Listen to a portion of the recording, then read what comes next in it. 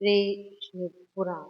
हे सुत महाप्राज्य सर्व सिद्धांत वित प्रभो आख्याहि मे कथा सारम पुराणानम विवेक सदाचारस्य सद्भक्तिर्विवेको वर्धन्ते स्विकार निराशक सज्जनैक्यते कथम जीवाश्वसुरतां प्राप्तः प्रायो घोरे कलभ्यः तस्य संशोधने किं हिं विद्यते परमायणम् यदस्ति वस्तु परं श्रेयसां श्रेयोत्तमं पावनं पावनानं च साधनं विद्य अधुना येन तत्साधनेन न शुद्धत्मात्मा विशेषतः शिव प्राप्तिर्वेत्तात सदा निर्मल चेतसः। शौनक जी ने कहा, हे सूत जी, हे सर्व सिद्धांतों के ज्ञाता महापंडित, आप विशेषकर पुराणों की कथा का सार मेरे प्रति कहिए।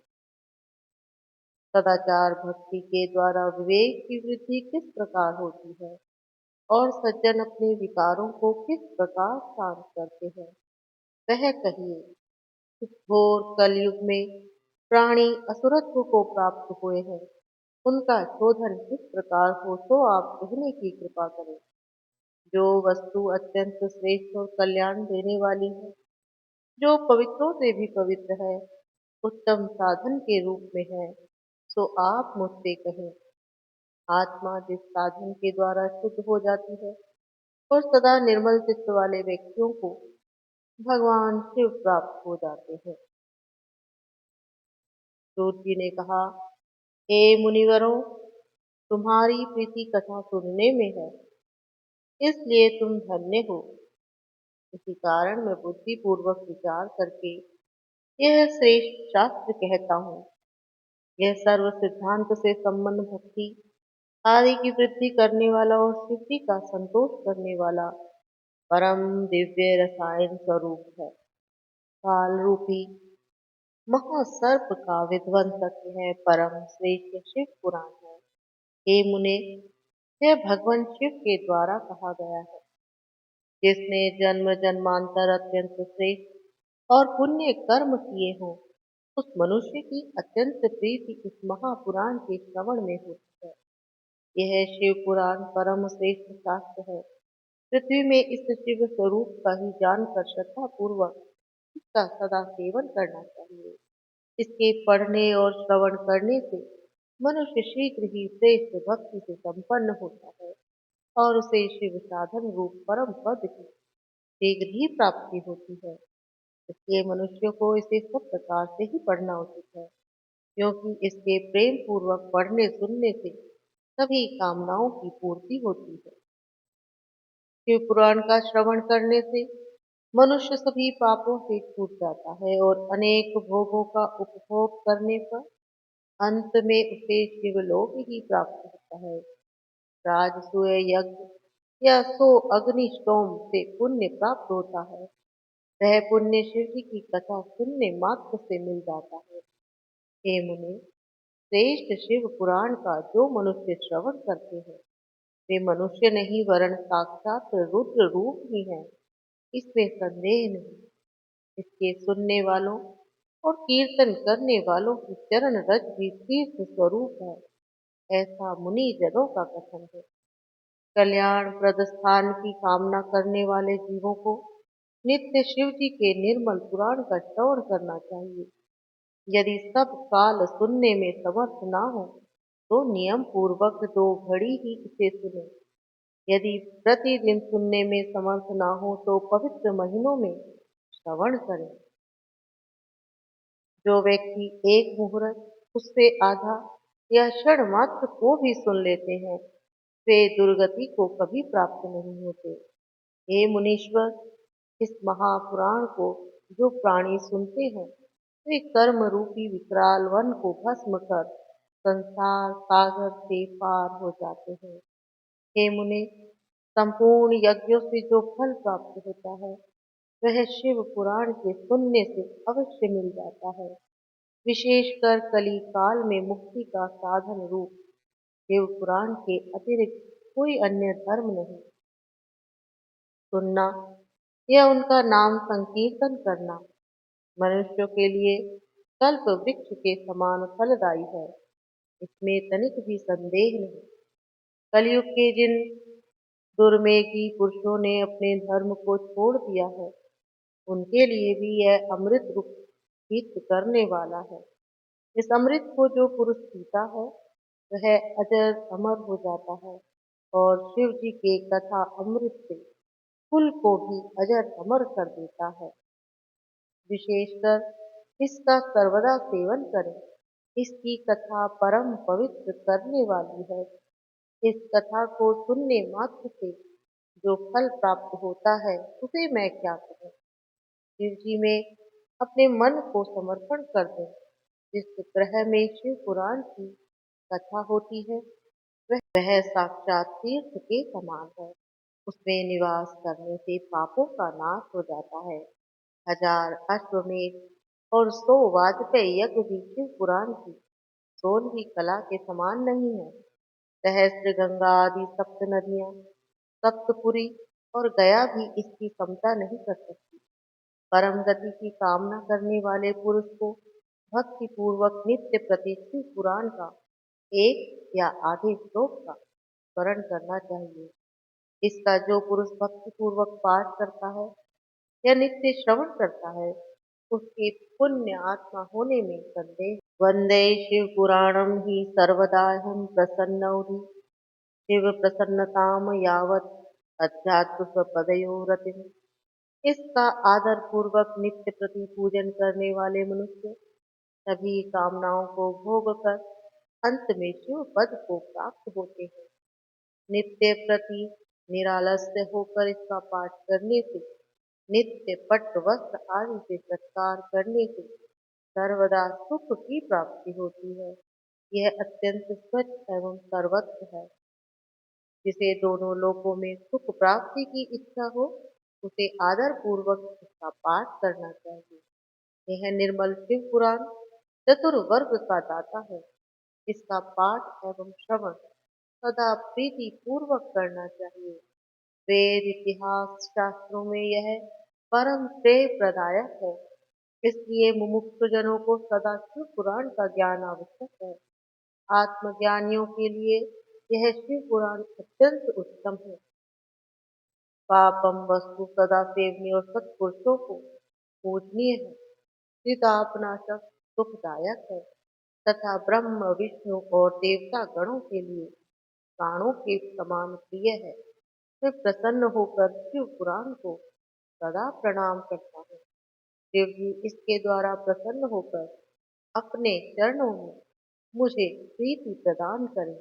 सूत जी ने कहा, जो मनुष्य पाप दुराचार काम आदि से डूब गए हैं, वे भी इसके द्वारा शुद्ध हो जाएंगे।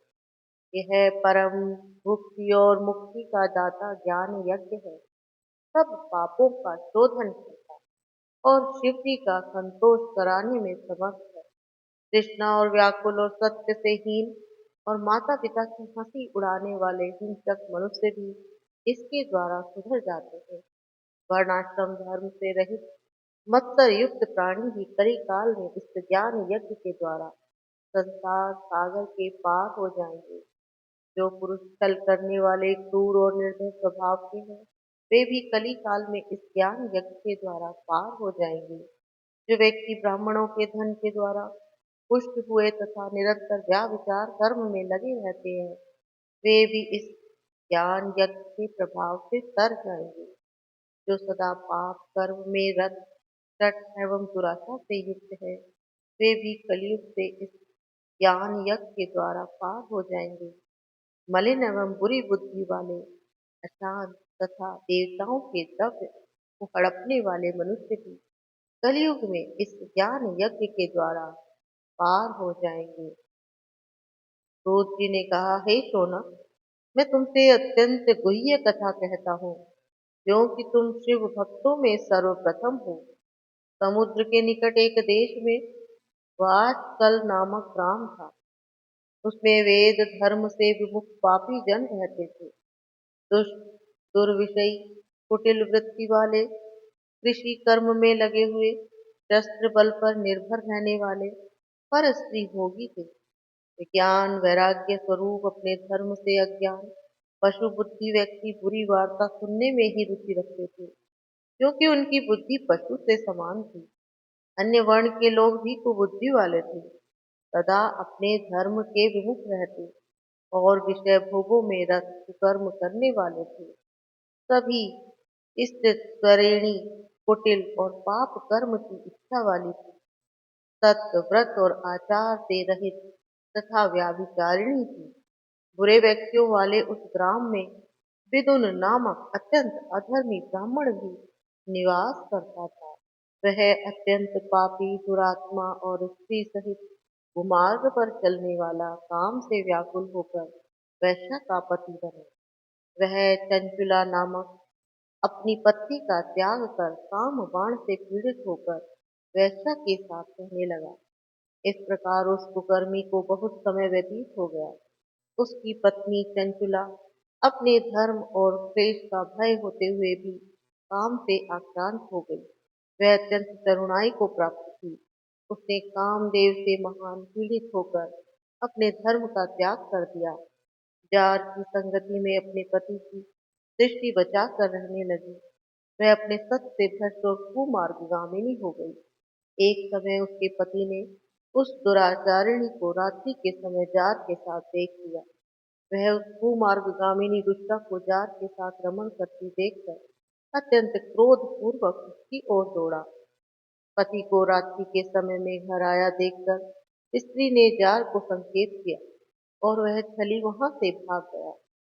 तब बिंदुक ने उसको पकड़ लिया और मुष्टिका प्रहार से बारंबार मारने लगा। अपने पति के द्वारा पिटी हुई चंचला क्रोध से भय रहित होकर उस प्रकार कहने लगी। चंचला बोली, आप जो नित्य प्रति वैश्या के प्रेम में फंसे रहते हो और मैं नित्य प्रति तुम्हारी सेवा करती हूँ, तुम मेरा त्याग करते हो। बताओ, जो सौंदर्यमयी काम से व्याकुल है, उसके पति से रमण करने के बिना क्या गति होगी। मैं अत्यंत रूपवती, नव यौवन से युक्त और काम से व्याकुल हूँ। तुम्हारे साथ रमण किए बिना मैं काम का संताप किस प्रकार सहन कर सकती हूँ। सूत जी ने कहा, चंचला के ऐसा कहने पर ब्राह्मण में नीच एवं अपने धर्म से हीन मति वाले पापी बिंदुक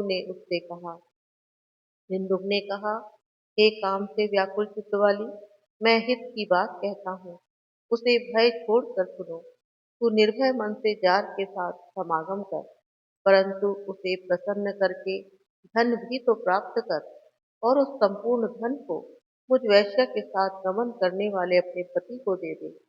इस कार्य में मेरा और तेरा दोनों का ही स्वार्थ निहित है। सूत जी ने कहा, अपने पति की बात मानकर चंचला ने बहुत अच्छा कहा और फिर अत्यंत प्रसन्नता पूर्वक दोनों ही दुष्ट हृदय परस्पर निर्भय चित्त और अत्यंत कुकर्म में संलग्न हो गए। इस प्रकार दुराचार में रहने लगे। उन दोनों स्त्री पुरुष को बहुत सा समय व्यतीत हो गया। वे मूढ़ मन वाले नितांत निष्फल रहे। समय पाकर वह मूढ़ वृषलीपति मृत्यु को प्राप्त हो गया और उसे घोर नरक की प्राप्ति हुई।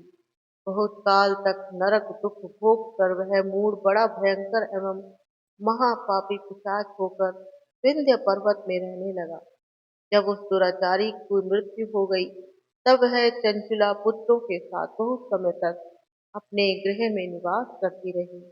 वह चारों के साथ निरंतर संपर्क बनाए रही, परंतु काम से सुख मानने वाली उस स्त्री को यौवन कुछ व्यतीत हो चुका था। देवयोग से एक समय पुण्य पर्व के आने पर वह मारी अपने बांधवों के साथ गोकर्ण क्षेत्र में जा पहुंची। प्रसंगवश उसने किसी एक तीर्थ के जल में स्नान किया। बंधुजनों के साथ उस क्षेत्र में भ्रमण करने लगी। वहां किसी देवालय के किसी पंडित के मुख से उसने शिव पुराण की कथा सुन ली कि जो नारी जार के साथ रमन करती है, उसे यजदूत नरक में ले जाते हैं और उसके यौन स्थान में लोहे का बना सब मूसल प्रविष्ट करते हैं। इस प्रकार वैराग्य की वृद्धि करने वाली पुराण कथा को सुनकर चंचला अत्यंत भय से उद्विग्न होकर कांपने लगी। जब कथा पूरी हो गई, तभी श्रोता वहां से चले गए। तब वह भयभीत उस कथावाचक से एकांत में प्रश्न करने लगी। चंचला ने पूछा, हे ब्राह्मण, आप मुझे असत्कृत काली स्त्री समझकर मेरा वृतांत सुने, अत्यंत कृपा पूर्वक मेरा उद्धार करें। मेरा चरित्र अत्यंत घृणित है। मुझ मूर्खा ने अपना यौवन अज्ञान के कारण व्यभिचार में व्यतीत कर डाला। मैं उस समय मद अंध हो चुकी थी। आपके वैराग्य रस से परिपूर्ण वचन सुनकर मैं अत्यंत भयभीत हो उठी हूँ और मेरा हृदय कंपायमान हो रहा है। मैं काम से भ्रमित चित्त हुई मूढ़ बुद्धि वाली स्त्री हूँ। मुझे धिक्कार है जो मैंने अपने धर्म से विमुख होकर निंदित कुधर्म को प्राप्त किया। जो मैं स्वल्प सुख के आकर्षण में अपने कार्य को नष्ट कर देने वाली अत्यंत कष्टकारी घोर दुष्कर्म में प्रवृत्त हो गई। अब मैं किस घोर कष्ट देने वाली दुर्गति को पाऊंगी और मुझ कुमार्ग से मन रमाने वाली स्त्री की रक्षा वहां कौन करेगा। मृत्यु को प्राप्त करने पर मैं उन यमदूतों को किस प्रकार देखूंगी। जब वे यमदूत मुझे कठोर पाशों में बांधेंगे तब मुझे विश्राम कैसे प्राप्त होगा। जब नरक के देह के टुकड़े टुकड़े हो जाएंगे तब मैं उसे किस प्रकार सहन करूंगी। वहां तो अत्यंत दुस्सह यातना प्राप्त होती है। उन इंद्रियों की चेष्टा का ध्यान करती हुई मैं किस प्रकार देख सकूंगी। दुख से युक्त हुई मैं रात्रि में किस प्रकार सो सकूंगी। मैं विदीर्ण हृदय वाली सब प्रकार से दग्ध और नष्ट हो चुकी हूँ, क्योंकि मैं अत्यंत पाप कर्म करने वाली हूँ। हाँ विधना, तुमने हठ पूर्वक यह घोर पापमयी बुद्धि प्रदान कर क्या किया, जो सब सुखों को प्रदान करने वाले धर्म से हीन बना देती है। हे महात्मन, शूल से गोदने पर और पर्वत से गिरने पर जो पीड़ा होती है, मुझे उससे करोड़ों गुना पीड़ा हो रही है। 100 अश्वमेध यज्ञ कर लेने पर और 100 वर्ष तक निरंतर गंगा स्नान करने पर भी मेरे घोर पाप का शोधन नहीं हो सकता। मैं क्या करूं, कहाँ जाऊं, किसकी शरण में पहुंचूं। मुझ नरक सागर में गिरी हुई स्त्री की रक्षा करने में इस लोक में समर्थ कौन है। हे ब्राह्मण, आप ही मेरे गुरु और माता पिता हैं। कृपा कर आप मुझ दीन का उद्धार कर दीजिए। मैं आपकी चरण को प्राप्त हुई हूँ। सूत जी ने कहा, जब चंचुला इस प्रकार निर्वेद को लप्त होकर ब्राह्मण के चरणों में गिर पड़ी, तब कृपा पूर्वक उसे उठाकर ब्राह्मण ने कहा, तू भाग्यवश ही ज्ञान को प्राप्त हुई है। शिव जी का तेरे ऊपर बड़ा अनुग्रह है और जो तू शिव पुराण की वैरागमयी कथा को सुनकर ही ज्ञान को प्राप्त हो सकी है। हे विप्र पत्नी, भय मत करो और शिव जी की शरण में जा। शिव जी के अनुग्रह से सब पाप शीघ्र ही नष्ट हो जाते हैं। उनकी सत्कथा सुनने से ही तेरी मति ऐसी हुई है जिससे तू पश्चाताप करके शुद्ध हुई और विश्व से विरक्त हो गई है। पश्चाताप ही पापों की परम निष्कृति है। विद्वजनों ने पश्चाताप से सब प्रकार के पापों की शुद्धि होना कथन किया है। पश्चाताप करने से जिसके पापों का शोधन ना हो, उसे प्रायश्चित करना चाहिए। विद्वानों ने इससे सब पापों का शोधन होना कहा है। विधि पूर्वक अनेक प्रकार के प्रायश्चित करने पर भी मनुष्य भयभीत नहीं हो पाता, परंतु पश्चाताप करने वाले को सुगति प्राप्त होती है। इसके सुनने से जैसी चित्त शुद्धि है, वैसी अन्य उपायों से नहीं होती। इसलिए सभी मनुष्य शिव पुराण की कथा सुननी चाहिए। इसी उद्देश्य से शिव जी ने इसे बनाया है, क्योंकि यह सभी वर्ग का साधक है। इस कथा के द्वारा शिव जी का ध्यान सिद्ध हो जाता है।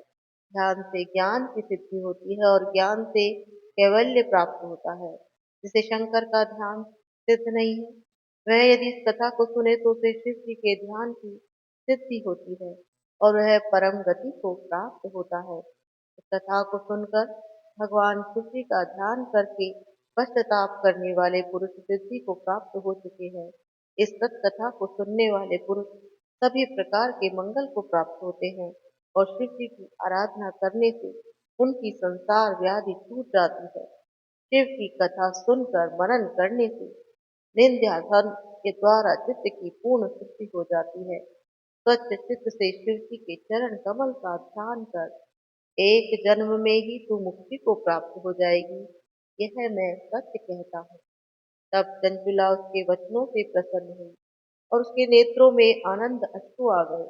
वह प्रसन्नता पूर्वक ब्राह्मण के चरणों में गिर गई और हाथ जोड़कर बोली, हे ब्राह्मण, मैं कृतार्थ हो गई हूँ। और अत्यंत शांत पूर्वक उठकर प्रसन्न होती हुई गदगद वाणी द्वारा वैराग्यमय वचन महाशय से बोली। चंचुला ने कहा, हे ब्राह्मण, आप शिव भक्तों में श्रेष्ठ हैं, परमार्थ के देखने वाले, परोपकार में निरत तथा साधुओं में उत्तम है। हे भगवान, मैं नरक सागर में गिरती जा रही हूँ, आप मेरा उद्धार करिए। जिस पुराण के अर्थ वाली शिव कथा को सुनकर मैं पाप कर्मों से विरक्त हुई हूँ, उस कल्याणकारी पुराण को श्रवण करने की मुझे अत्यंत श्रद्धा उत्पन्न हुई है। सूत जी ने कहा, चंचला हाथ जोड़कर इस प्रकार कहती हुई ब्राह्मण की कृपा को प्राप्त हुई और शिव पुराण सुनने की कामना से उसके समीप जा बैठी। वह शैव्यों में श्रेष्ठ विप्र उस पवित्र स्थान में उस स्त्री को शिव पुराण की पवित्र कथा सुनाने लगे। उस विप्र श्रेष्ठ के मुख से चंचला ने उस महान क्षेत्र में बैठकर परम उत्तमम शिव पुराण की कथा सुनी। वह कथा भक्ति, ज्ञान, वैराग्य की वृद्धि करने वाली और मोक्षदायिनी थी। चंचला उस कथा को सुनकर कृतार्थ हो गई। आज की कथा में, आज की शिव पुराण कथा में इतना ही। आज शिव पुराण कथा को चंचला, अधर्मी चंचला सुनकर परम गति को प्राप्त हुई। आगे बिंदु की सदगति का वर्णन हम ज्ञान टीवी पर अगले वीडियो में सुनेंगे। ओम नमः शिवाय। ओम नमः शिवाय। ओम नमः शिवाय। ओम नमः शिवाय।